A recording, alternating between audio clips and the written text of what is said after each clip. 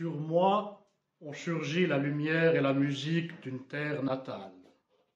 Aux 30, 40, Césarée, dont je fus naissant amputé.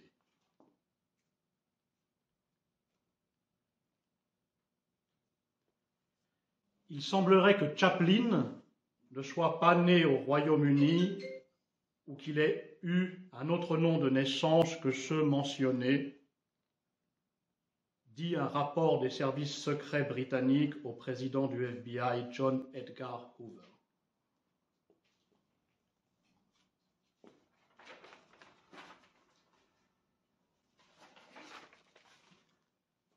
Comme un exil. J'atteignis par contournement, au milieu de ma perte, ma destination, le voisinage de la frontière sud du Kosovo.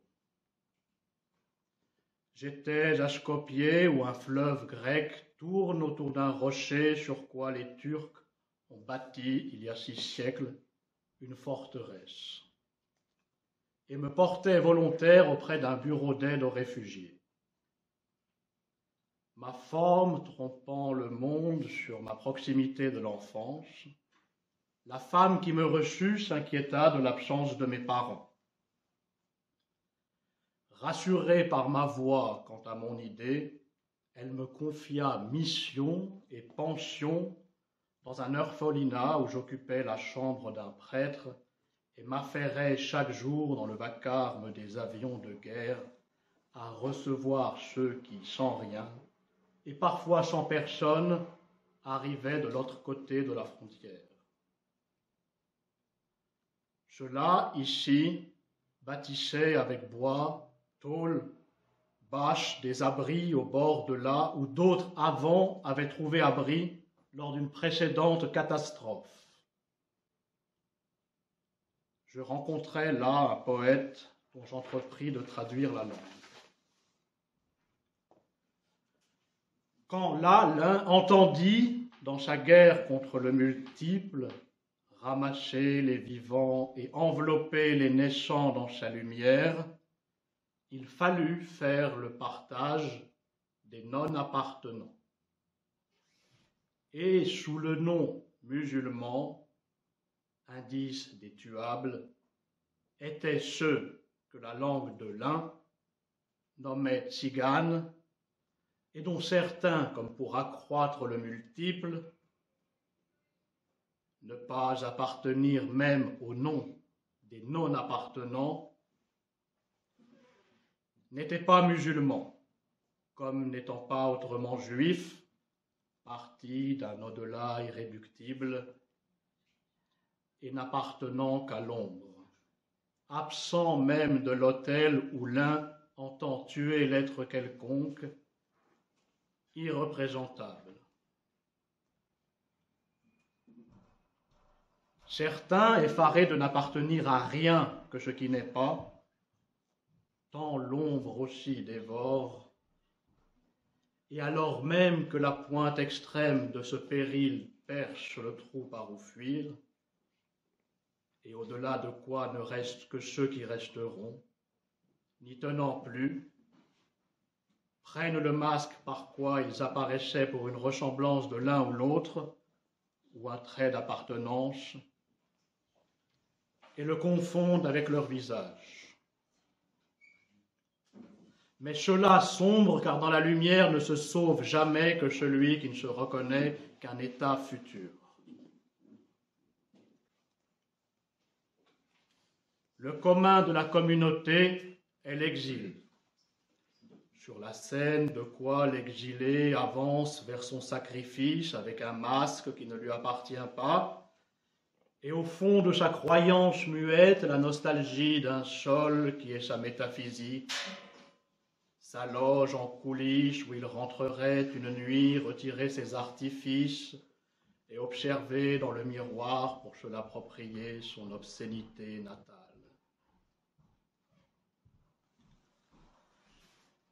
Mais sa nudité même est captive du spectacle et vouée à la jouissance des naissants par leurs sacrificateurs, car dans la lumière, celui qui ne peut pas être né meurt. La nostalgie du ciel est l'idée de l'acteur, qui sait depuis son exil que sous son masque, il n'a pas d'apparence, ou que dans l'hypothétique miroir obscène, il ne verrait rien, tant il est tout abandonné dans la représentation de l'un.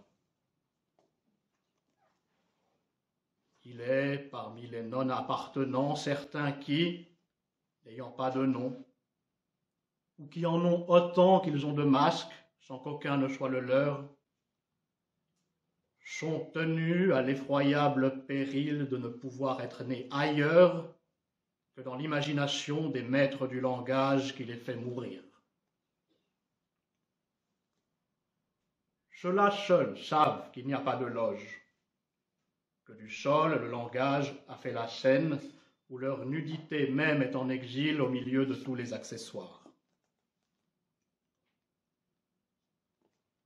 Ceux-là sont les maîtres du rire, qui est le commun de cette communauté dont l'exil est sans secours ni recours, car étant sans origine, il est sans retour, et dont le présent étant le danger n'a jamais été que le possible lieu d'un refuge. Le rire est la gesticulation par quoi le captif esquive les assauts meurtriers des noms qui le nomment. Et la formation fulgurante d'un espace par où se sauver, le jeu.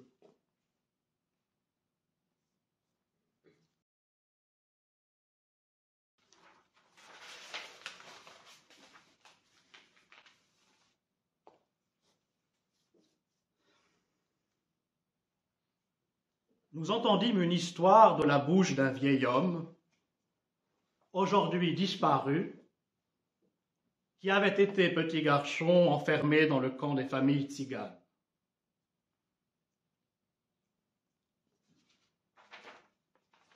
Section B2E.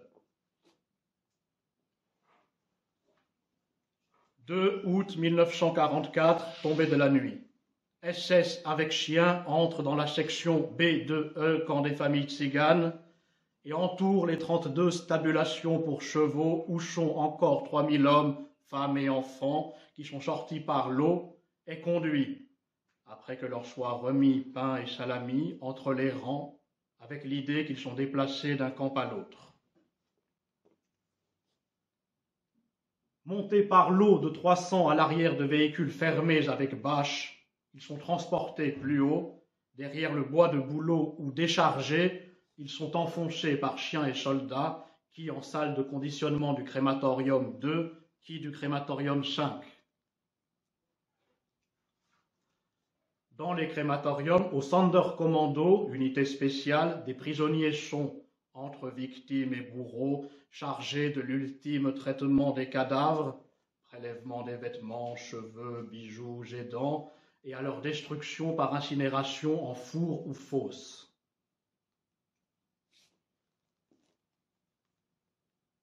Philippe Müller voit, vers minuit, passage du 2 au 3 août, dedans le vestiaire du crématorium 5, la liquidation d'1 millier des vivants de la section B2E et, revenu, dans un livre raconte « Ils pressentaient le destin qui les attendait, ils se cabraient avec désespoir contre le sort qui leur était réservé.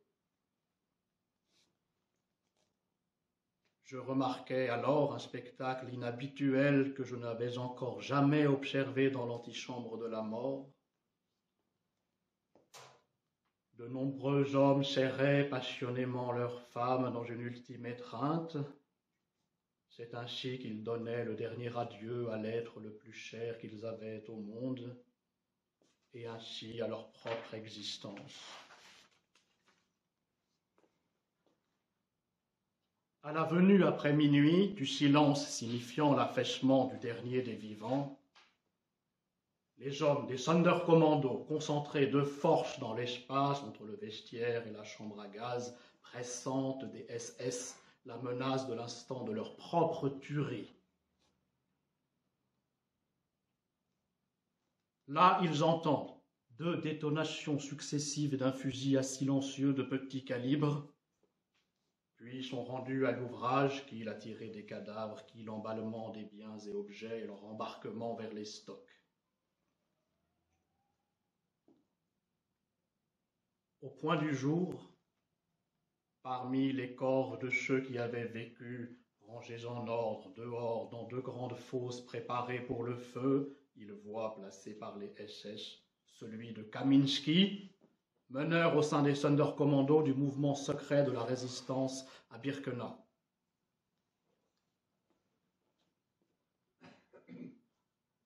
Depuis la fin de l'hiver, avec la rumeur discrète et invasive de la poussée des Russes vers l'ouest, s'était levé pour raviver la possibilité de vivre, parmi les prisonniers, le rêve d'un soulèvement.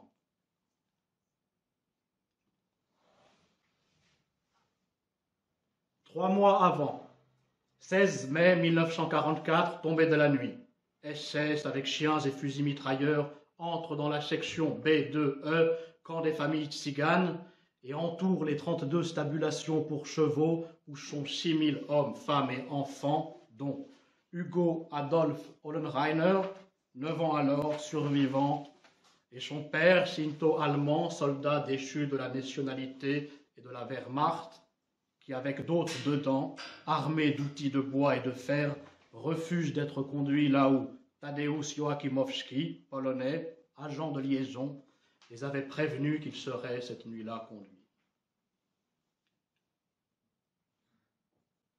Ceux-là, soldats, sont, les jours d'après, sortis et dispersés vers d'autres sites du Reich. Peuvent-ils, lui et les autres Allemands, avoir été partis d'un plan de soulèvement, informés et prêts, comme tous, à tenir à l'instant du signal leur rôle, une poignée d'hommes courageux, robustes et intelligents, qui de plus parleraient allemand et n'auraient peur de rien, qui joueraient le rôle de SS en uniforme et occuperaient une position clé dans la suite des opérations, conduire des détenus munis d'outils, de scies, de marteaux-piqueurs, de pelles et de lattes de bois, pour donner l'impression que malgré l'heure inhabituelle, ils partaient au travail.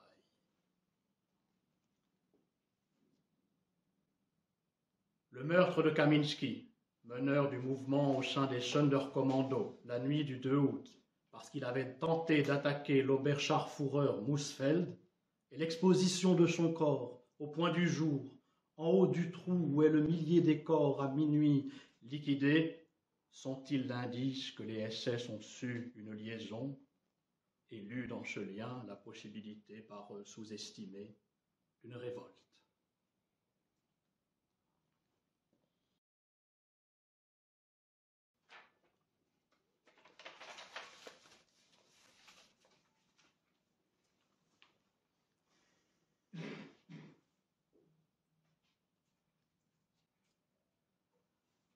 J'entendis jusqu'à moi venir, au sein de la représentation hégémonique, la supplique muette, dans un cri, perchant le mur de la colonie, où j'entendis comme le souffle d'Antonin Artaud projeté depuis une cellule de l'asile d'Ivry, en le sanglot d'une jeune femme, Aurélie.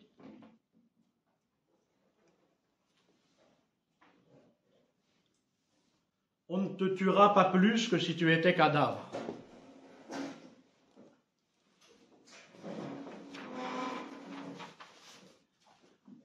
En un point quelconque de l'histoire de France.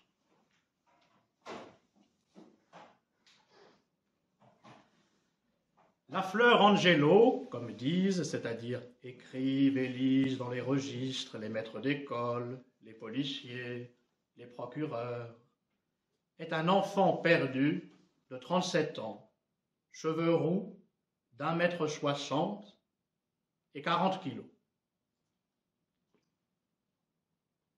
Depuis l'adolescence, Angelo Lafleur vit de travaux saisonniers dans les vignes des Pays de la Loire et de petits larcins. Depuis la fermeture des camps d'internement où les enfants mourraient, les hommes dans la famille Lafleur apprennent pour nourrir leur famille le travail dans les champs, mais aussi, parce que la nécessité le leur impose, à voler, Comme dans la famille d'un procureur de la République, on apprend de père en fils à être avocat, magistrat, procureur, huissier. Avril 2016. Angelo Lafleur est condamné par le tribunal de Poitiers à 2 ans de prison pour vol et recel.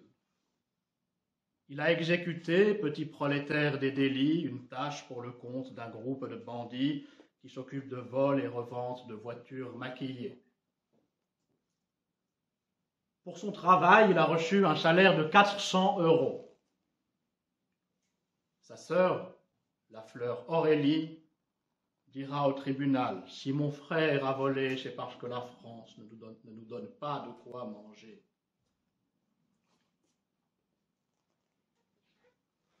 Après 6 mois de prison, il obtient une permission d'1 journée pour maintien des liens familiaux. Alors, Lafleur Angelo fait la prison buissonnière.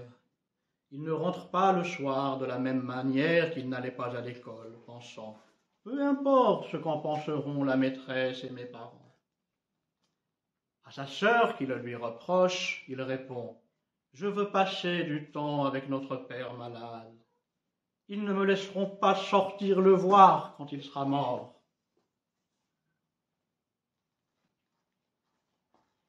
6 mois passent avec l'hiver. Lafleur Angelo vivote dans le Loir-et-Cher, en vagabond, et dort parfois dans la petite ferme où sont installés ses parents, parfois dans sa voiture, en bordure des chemins, à travers champs. Nulle troupe lancée aux trousses de l'enfant perdu, dont ni juge ni gardien ne semble s'être aperçu de la disparition, jusqu'à l'arrivée du printemps, où le procureur de la République, qui peut-être a aperçu son fichier sous une pile de son bureau, ordonne son arrestation.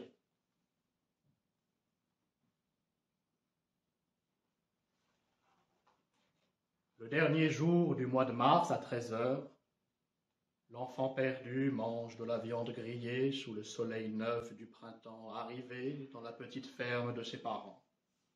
Partout, pâquerettes, jonquilles, courses de chats contre les rats qui fouillent le cellier, rires d'enfants et chants d'oiseaux. Soudain, il se projette dans le cellier sans lumière ni fenêtre, avec l'espoir d'y poursuivre sa vie buissonnière, devant l'avancée sur lui d'hommes cagoulés et armés de fusils mitrailleurs. 5 hommes entrent derrière lui. Dehors, son père, sa mère, son frère, sa sœur sont menottés et mis en joue et entendent 7 coups de feu.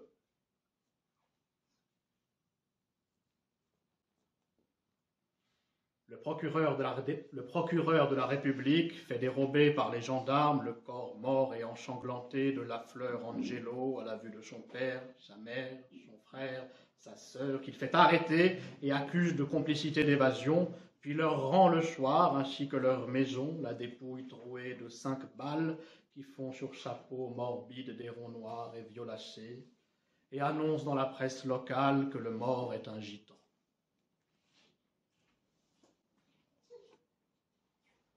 Pas de glas, pas d'évêque, pas de mitre, pas d'encens, pas de cathédrale, ni préfet, ni maire, ni député, ni drapeau, pas de foule de semblables inconnus communiant dans le partage charnel du sanglot, de la peur, de la peine, de la volonté de vengeance autour de la mort de Lafleur Angelo, mais la troupe armée déployée autour de la petite ferme des parents.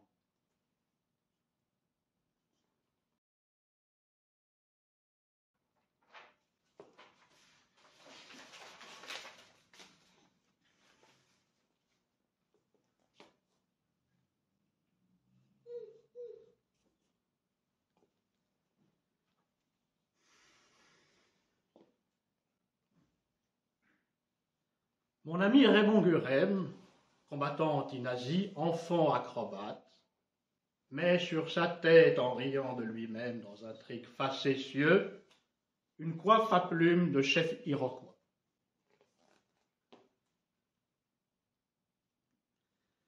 La vie de Raymond Gurême nous enseigne que la grandeur ne se mesure pas au rang, aux richesses et aux honneurs, mais à la profondeur du sentiment et à la générosité de l'action. J'ai eu la chance d'avoir été son ami et de l'avoir accompagné à la fin de sa vie à Glasgow, Bruxelles, Berlin ou Cracovie, où il racontait son histoire que je traduisais depuis son français de Piaf, Cerdan ou Arletty. J'ai plongé souvent mes yeux dans la profondeur de son cœur, source infinie de joie au fond d'un corps fragile, martyrisé par la violence politique des ordres établis. J'y ai vu le courage de la liberté, l'amour, les puissances de l'humour et de l'imagination, la grandeur de la France et la noblesse de son peuple révolutionnaire dont il était un enfant. Le silence officiel qui accompagne sa disparition indique que l'élite actuelle de la République française est l'héritière de la Restauration. Car si Raymond Gurême était beau, bon, courageux comme Jean Valjean, il a, sa vie durant, combattu de nombreux Javert, les défenseurs d'un ordre injuste et méchant. Les Javert, il les vit la première fois lorsque, petit, il fut placé en maison de correction parce qu'il vendait, comme dans un poème de Prévert, des fils et des aiguilles aux bourgeoises de Paris. C'est son père, ancien combattant de la Grande Guerre, qui l'en fit évader, comme dans un film de Jean Vigo. Si la vie de Raymond Gurême ressemble à un grand film d'héroïsme populaire, c'est parce qu'il est né dans un cinéma familial itinérant. Enfant, il projette dans les villages de France les grandes histoires universelles de Charlot. Lorsqu'en 1940 éclate la guerre, son père abrite dans le cinéma des paysans, des ouvriers qui ont fui le nord de la France avant l'invasion. Le soir, Raymond Gurême, 15 ans, projette Troïka sur la piste blanche. Au matin, les Javert arrêtent la famille en application du décret d'internement des nomades signé le 6 avril 1940 par Albert Lebrun, dernier président de la Troisième République, 3 mois avant l'instauration de l'État français par Philippe Pétain. Ils sont enfermés dans un camp de concentration à Lina Montlhéry. Raymond Gurême s'évade et tente de prouver l'innocence des siens auprès du maire de sa commune de naissance. Le Javert le fait arrêter pour évasion. Un matin, dans la queue pour recevoir la ration, un petit garçon rom est battu par un gardien parce qu'il réclame du rabiot. Raymond Gurême, tel Jean Valjean, prend sa défense. Il est placé au cachot. Il s'évade à nouveau et revient la nuit apporter du ravitaillement aux chiens restés dans le camp de concentration. Ses sœurs écrivent une chanson en son honneur qu'elles chantent quand le gardien appelle le nom le matin de leur frère absent. C'est pas aujourd'hui ni demain qu'ils reverront notre frangin.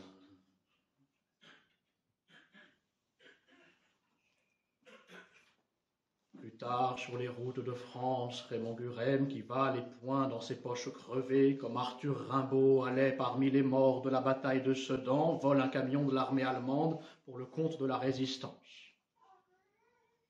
Il est arrêté sur dénonciation et déporté dans un camp disciplinaire près de Francfort, dont il nettoie les ruines des morts après les bombardements, comme dans Allemagne année zéro. Et il s'évade encore, comme dans La Grande Illusion, grâce à l'aide d'un cheminot qui le cache dans un tas de charbon. De retour en France, Raymond Gurême prend les armes et combat dans la résistance jusqu'à la libération. Il a 20 ans, tout a disparu. Son pays, trahi par les Javert, lui a pris sa patrie, son père, sa mère, ses sœurs, ses frères, son enfance, sa jeunesse, sa maison et son imaginaire. Il les cherche sur les routes de France, et c'est 11 ans après qu'il les retrouvera dans un autre pays. Il rencontre alors Pauline, une jeune survivante des camps comme lui, à qui il déclare sa flamme en imitant Jean Gabin qui dit « T'as de beaux yeux » à Michel Morgan. Il lui fabrique une maison dans ce qu'il reste de son pays, un petit bout de terre en face de Montlhéry, un baraquement qu'il bâtit sur le motel des baraques où il dormait dans le camp de concentration, qu'il voit maintenant depuis la porte de sa maison. Un jour viennent y frapper des Javert, qu'il reconnaît être ceux qui étaient les gardiens du camp 20 ans avant. Longtemps, Raymond Buresme gardera son histoire dans le secret de sa mémoire pour protéger ses enfants de la douleur du souvenir, jusqu'à ce que Pauline quitte ce monde et que ces derniers soient devenus grands. Il a écrit un livre en 2011 qui lui a valu de recevoir le titre de Chevalier des Arts. Il a plaidé pour que François Hollande reconnaisse enfin, en sa présence, la responsabilité de l'État dans l'internement des nomades en France. Il a parlé devant le Conseil de l'Europe et devant le Parlement européen. Mais la brutalité de l'esprit de restauration qui revient sans cesse dans l'histoire, qui a tué Gavroche en 1830, massacré les communards en 1870 et les grévistes de Vigneux en 1908 et qui s'est installé à Vichy en 1940, est revenu le frapper en 2013 lorsqu'un jeune garçon poursuivi par des gendarmes, comme dans un roman de Jean Genet, est venu se cacher chez lui et que les Javert ont cogné le vieil homme comme il s'interposait. Nulle autorité publique, alors, ne s'est indignée de ce qu'un survivant de l'Holocauste et ancien résistant ait ainsi été frappé, blessé et humilié par les forces de l'ordre parce qu'il voulait protéger contre l'ordre établi le Gavroche qu'il avait été.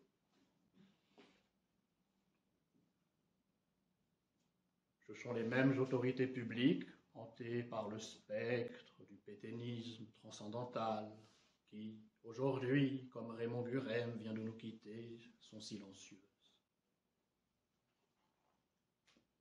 Car l'héritage qu'il nous lègue, c'est la promesse d'un monde nouveau, d'un monde dont la réalité a traversé l'histoire moderne sous l'aspect d'un rêve raconté par Hugo, Rimbaud, Vigo, Charlot et Jean Renoir, un rêve éteint, puis ravivé dans le chant et la vigueur des communards.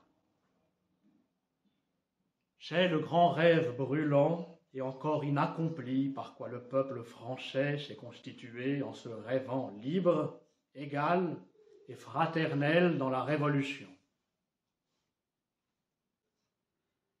Raymond Buresme a été comme un personnage de ce grand rêve qu'il a rendu vivant par son courage, son amour, son imagination, par la profondeur de son sentiment et la générosité de son action. Si l'élite actuelle de la République française se tait quand cet immense homme s'éteint, c'est parce que la noblesse de sa vie lui est un affront. À la fin de sa vie, il est devenu l'emblème, comme à nous, de milliers de jeunes hommes et femmes à travers le monde. C'est à eux que revient le devoir de prendre conscience de cette chose dont le monde rêve depuis longtemps. La justice pour enfin la posséder réellement.